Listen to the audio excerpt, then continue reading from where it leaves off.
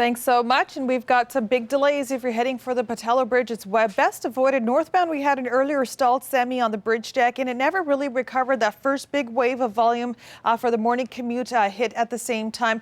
King George still back to almost 132, and Scott Road has eased off a little bit, but it's really slow at the tail end just before you start making your way to the Patello Bridge. Alex Fraser Bridge is a much better option. All three feeder routes out of Delta in great shape. Highway 10 and 152 is the big intersection doing without traffic lights this morning and down to a very slow four-way stop procedure. The Portman also a great option versus the Patello. Maryhill bypass starting to see some volume back to Shaughnessy. Its usual spot around this time of the morning. And out on Highway 1 westbound at 264, a stalled semi is taking up part of the right lane through there. Your travel times for three major routes still sitting around the 30-minute mark, so not too bad there. And there's a live shot of the Patello Bridge. All three of those feeder routes in much better shape than if you're taking the Patello Bridge. It's not only busy from Surrey, it's busy from New West. And here's Mark with weather. Well, Russian organizers are getting a lot of flack from athletes and media about the construction gaffes at Sochi hotels and venues. Kuljeet, what have they found? They found some interesting things. Well, here's the latest in strange toilets discovered at the games. That, my friends, is a backwards seat. What? And here I thought, toilet seats were universally understood. It's pretty common stuff, but apparently not. This picture was tweeted out and is being shared across social media with one question. Now, why can't they get toilets right? I feel like they're pranks almost. Yeah, right? Like someone's going along and doing it intentionally. At least that's a single stall toilet, right? That we see there, a commode. Yeah. A lot of people have been making a lot of noise about the double commode without the divider in between. Yes, which is bizarre. Like, I don't know. You wait outside till I'm finished, please. Thankfully, these girls are just toilets. posing for the photo, and they've still got their ski pants on. I have to hand it to the athletes for still putting on a good face, big smiles, and tweeting out pictures. Even though they're making fun of it, those are pretty weird conditions to be competing in. But they're still. That's a good point. They're still putting up a really good attitude. That is an excellent point. I mean, here they are. They've worked so hard, especially over the last 4 years, leading up to these games, and then to now have to deal with that kind of stuff. You can't train for that. You cannot. There's no divas in those athletes at all, which is good. Hopefully not. Here's what's coming up next on CTV Morning Live. A few problems on the go if you're making your way into work and school this morning. Alex Fraser Bridge northbound, we had a quick stall. Now it's busy at the bottom of the loop for Nordell. Highway 1 westbound out towards Aldergrove around 264 stalled. Semi's been sitting there pretty much all morning. Portman Bridge is in great shape. Maryhill back to its usual spot around Shaughnessy. And if you're heading for the Patello Bridge right now, it's still very busy. It's been a really busy morning. One stall is all it took earlier this morning, and it never really quite recovered. Now a stall further Oak Street northbound has been cleared, but this is the volume out of Richmond right now, heading for the 99 North and into Vancouver, so it's not looking so good. How's weather looking, Mark? 9 minutes past 8. Coca-Cola is taking on the critics of its America the Beautiful Super Bowl commercial. Some objected to the song being sung in several foreign languages, but now and finally, Coca-Cola is responding. So beautiful. This morning, the world's largest beverage company is firing back at its critics, taking on the national firestorm it kindled with this. Ever since debuting Super Bowl Sunday, Coca-Cola's take on the classic patriotic anthem has bubbled up controversy. In the 60-second commercial for their America is Beautiful campaign, young singers take turns belting out verses in 7 different languages, from Hindi to Hebrew, and some are saying that it is simply un-American. The backlash has been swift on Twitter, one user tweeting, "This is an outrage, America the Beautiful in foreign languages." While another tweeting, "Never buying Coke again. America the Beautiful in a language other than English is just wrong." Everybody was talking about it. It was really part of the national conversation. But Thursday, Coke defended the ad in a statement standing by its message. It's Beautiful provides a snapshot of the real lives of Americans. All those featured in the ad are Americans, and America the Beautiful was sung by bilingual American young women. And in this behind-the-scenes footage just released by Coca-Cola, those 7 bilingual American women speak out on why the commercial is so important to them. We just have different backgrounds, and that's okay. we're all Americans and we can come together. The soda maker is set to air a new 90-second version during today's Olympic opening ceremony, hoping the controversy will simply fizz out. Celia Vega, ABC News, New York. So when this first happened and social media responded the way that it did in a negative way, I was like, oh, of course, and this is the day, the age we live in.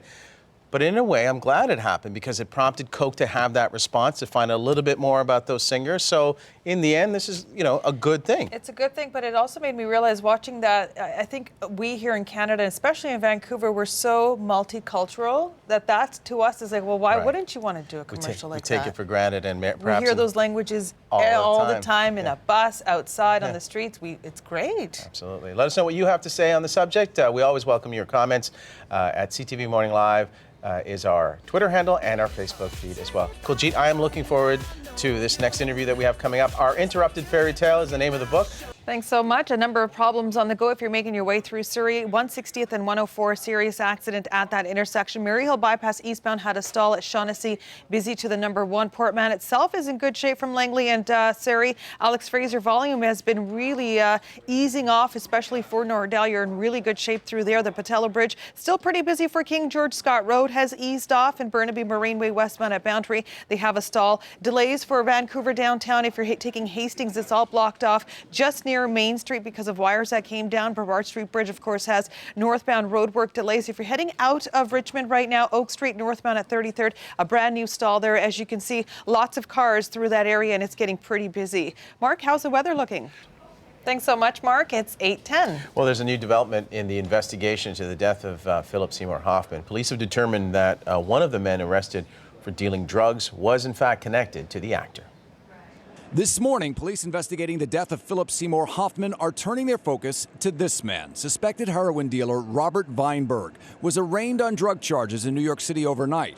And while police have not linked him directly to Hoffman's death, they do tell ABC News that he knew the actor and even had his phone number stored in his cell phone.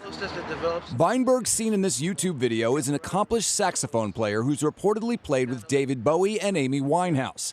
But police believe he may have turned to selling drugs recently when his musical career started to dry up.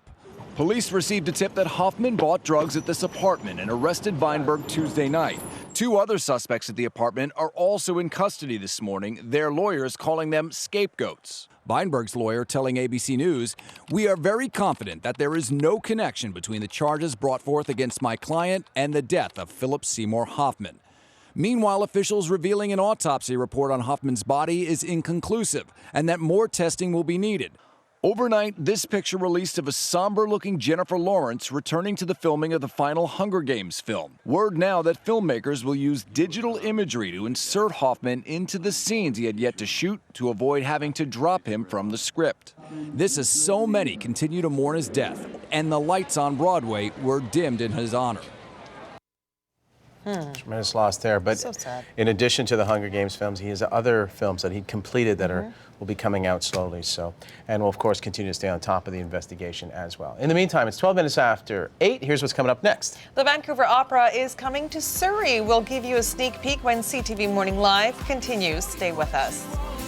I did the same thing too, and if you're driving out right now, there's a few things you really need to watch out for. An accident in Surrey, 160th Street and 104 has been cleared, but the damage has been done. 160th northbound to the number 1 is heavily backed up. Huge delays for the Maryhill bypass after a couple of back-to-back stalls, well back past Shaughnessy. But for the Portman, you're in great shape off Highway 1. Alex Fraser's eased off quite nicely off Nordell. Patello Bridge, still a little bit of traffic for the edge of Scott Road, but not too bad. And in Burnaby, Marineway westbound at Boundary, huge delays because of this stall. Northbound Brevard Street Bridge seeing lots of red because of all that road work. And if you're heading out of Richmond right now on the Oak Street Bridge, we had an earlier stall further ahead in Vancouver, and this is what we're seeing right now. Lots of cars bunched up, making their way out of Richmond. Will this weather get better by tomorrow, Mark? And unfortunately, Steve Stamkos won't be in a Team Canada uniform. No, but glad to see Martin St. Louis in there too. Yes. Absolutely, Really good decision there. All right, speaking of sports, but an entirely different sporting activity. The Whitecaps training camp is happening all this week in Arizona.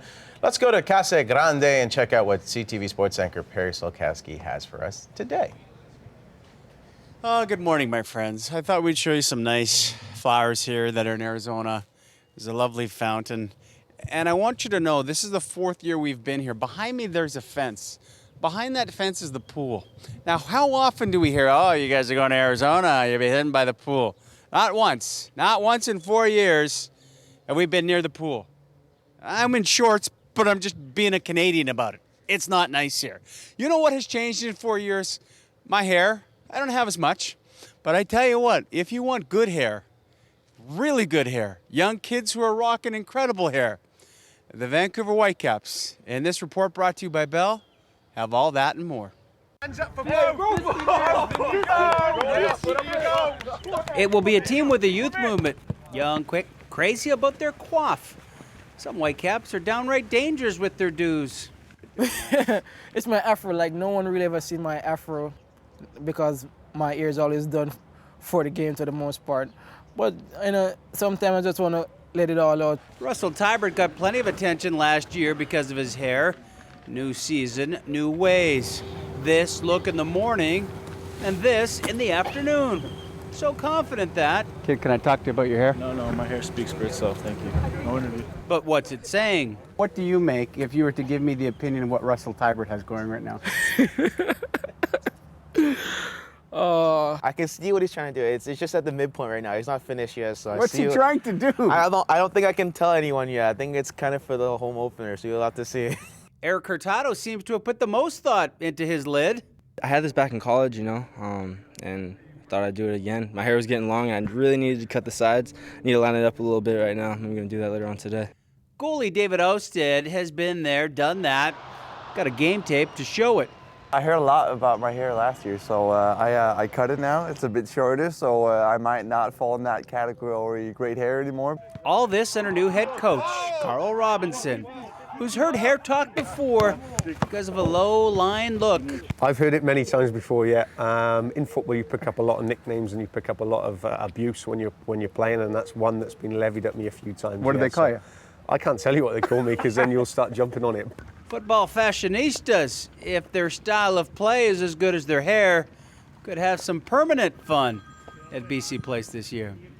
Yeah, I'm jealous. I'm jealous of all those guys, but if they can play like they can work with their hair, it's going to be a fun year. That's the story from another cool day in Arizona, guys. Back to you. Thank you very much, Perry, reporting live from Casa Grande in Arizona. I mean, you know what's incredible, though, is how seriously those guys take their hair. Well, what I want to know is who their hairstylist is or are, because he must have a team of them, and book an appointment ASAP. I think they're on their own. Those guys really? That's their statement. They're making... What I'd say to them now, guys, enjoy it now. This is the only cool haircut I could do. There you go. Oh, Mark. Enjoy it now, guys. We could always do a wig fashion show one day. Yes. Yes, we could. Yes, we'll think about that. Could. We'll talk to your people about that. Speaking of fashion shows, showing your pride for Team Canada, stylist Natalie Reese will be here with an Olympic fashion show when CTV Morning Live continues. It's 8:43 on this Thursday morning. Thanks so much. And the Granville Street Bridge, probably your better friend this morning in comparison to the Burrard Street Bridge, which is under a lot of road work this morning. Northbound 2 lanes are open, but there's lots of orange pylons all over the place. It's a bit of a mess. You want to stick to Granville or Canby Bridge instead. They're in good shape in and out of the downtown core. Volume-wise, we're doing pretty good for the 99. Counterflow is in Alex Fraser Bridge. Only busy at the bottom of the loop for Nordell. 64 and 72nd are great. Portman Bridge out of Langley and Surrey this morning. No problems there. And your travel time sitting around the 30-minute mark for all 3 major routes so far this morning. So you're not going to see too many delays through there. No stalls, no accidents right now. Out of Surrey for the Patello Bridge, we're also in really good shape through there and all the way into the New West core. There's a live shot of the 99 right now. As I mentioned, counterflow is in. The good thing is it's cold, but there's no frost on the roads. Hopefully that trend continues, Mark.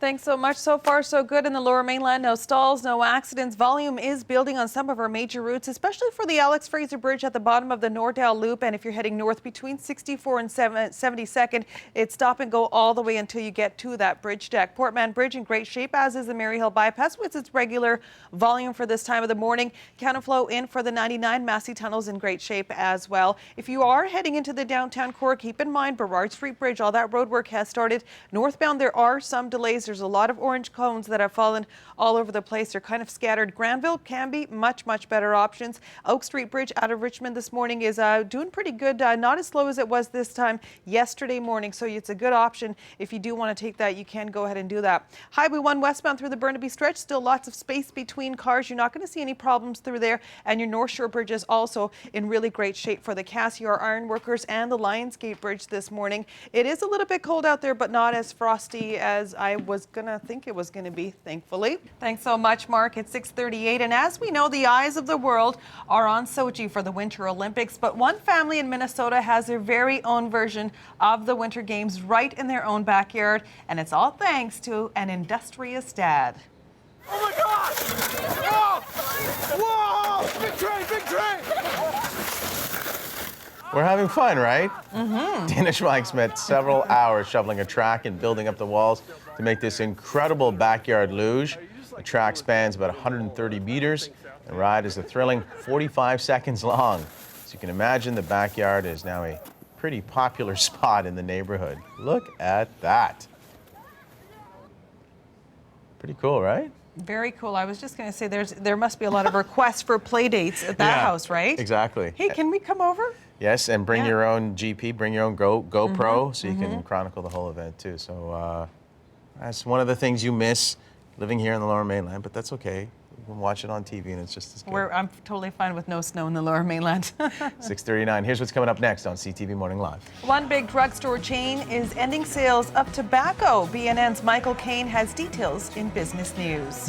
Let's take a look at traffic right now in the Lower Mainland. Not too many problems on the go, but there are a couple of areas you want to avoid. In Richmond, number 2 road southbound at Granville, we have a new accident. Crews are on scene. A couple of vehicles involved there. And if you're heading in and out of the downtown core, keep in mind that Burrard Street Bridge traffic, all that road work has started. Northbound this morning has been down to just one lane. Patello Bridge is doing not too bad. It's easing up a little bit on a couple of the routes if you're heading out of Surrey for the Patello Bridge. But do give yourself a few extra minutes if you are going that way, and that's because of earlier problems we had on the new west side. Over at the Alex Fraser Bridge, looks like 72 is getting busier, busier than Nordell, and busy around that loop as you get onto the 91, but it's been problem-free all morning. No problems for the Portman Bridge either. Maryhill Bypass back to Shaughnessy. It's a usual spot around this time of the morning. And if you're making your way for the Ironworkers Memorial Bridge, we have heavy volume, and it's all because of a problem further up, and it's been cleared. It was at the Dollarton off-ramp, so do keep that in mind. Maybe stick to the Lionsgate Bridge this morning. Heading out of Richmond, we're seeing a lot of volume for the Oak Street Bridge this morning,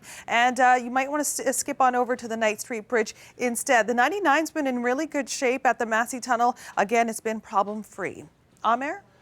Thanks so much. A few problems on the go and a new accident. If you're heading out to Burnaby, Willingdon Avenue northbound is now blocked at Kingsway. Also in Richmond, number 2 road southbound at Granville, crews are clearing that accident. Burrard Street Bridge has delays both ways for road work that's ongoing. Patello Bridge traffic's eased up quite nicely, as has the Alex Fraser Bridge for Nordell. Maryhill still back to Shaughnessy and steady all the way through to the number 1. Highway 1 is fine. Ironworkers very busy as you're heading southbound towards the Dollarton Highway. There's a live shot of traffic through the Cassiar right now. And if you're making your way out of Richmond as well, please note Oak Street Bridge heavily backed up, heading towards northbound for the 99. Mark, how's the weather looking? Well,